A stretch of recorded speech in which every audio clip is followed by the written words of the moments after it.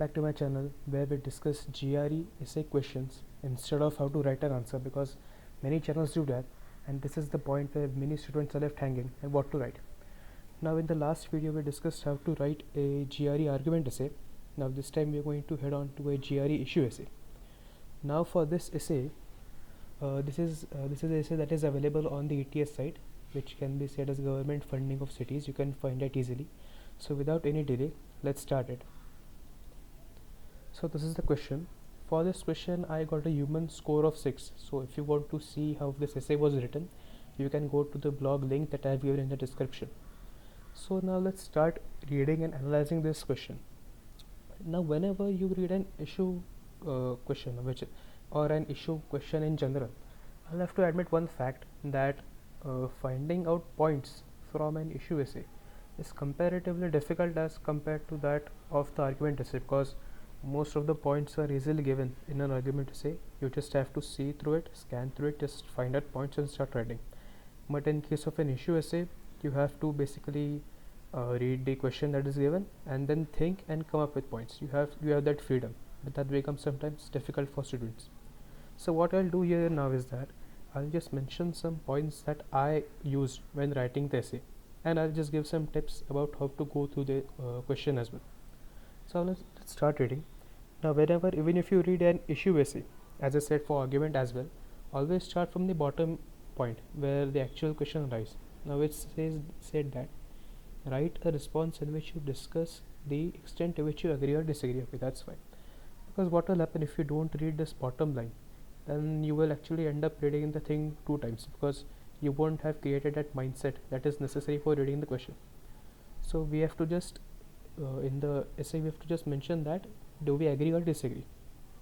So now let us just go through the question.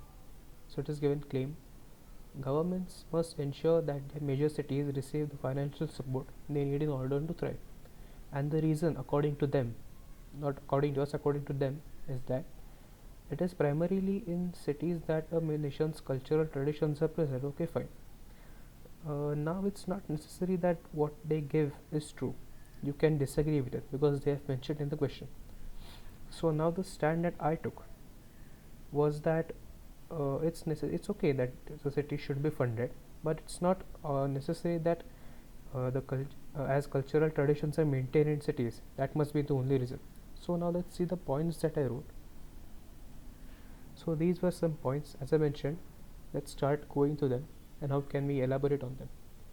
Start with a good intro and express your stand. As I said that it's okay that cities must get funded because yes, there is some cultural traditions that are preserved or generated, whatever, but it's not necessary that must be the only reason. There are other reasons. So that was the standard at all. Now let's go to the second point. Cities are home to specific industries. Well, of course, now we can elaborate on this point that let's say for example Detroit. Detroit is called Motown of America. It's basically famous for manufacturing automobiles. There are even other cities like say Manchester that was famous for production of cars. So each city has its specific industry. That's why people come together and amalgamate. Therefore, the government needs to fund these industries as well. So that can be one of your paragraphs. Now going to the next point. The government needs to support cities financially so that business infrastructure can be established. Now that's pretty important. A business infrastructure, let's say for example the government establishes a bank for startups to start, or maybe they establish some forums or accelerators where maybe some companies might go and start their businesses and other facilities. So that can be also another reason why government can fund and support cities financially for establishing business infrastructure.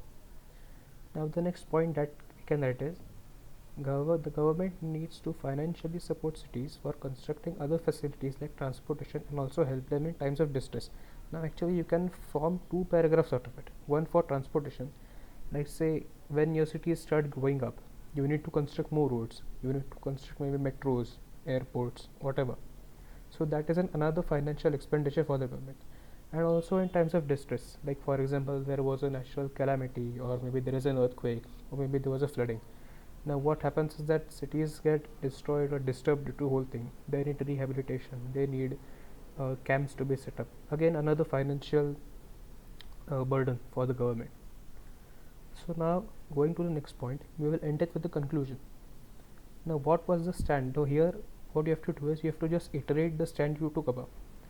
That it's okay that cities are places where culture and traditions are preserved, because yeah, we see government does spend on that. Maybe they build theaters or drama uh, areas where people can go and practice their skills or other facilities, but there are other reasons also for which government can spend, and it is therefore not primary. Therefore this reason that I have given is not a primary reason. There can be other reasons, like as we mentioned, that they have home to industries, they have other businesses, you need to fund them initially so that they can go on to become great industries. So this is what I wrote. I got a score of 6 on this essay.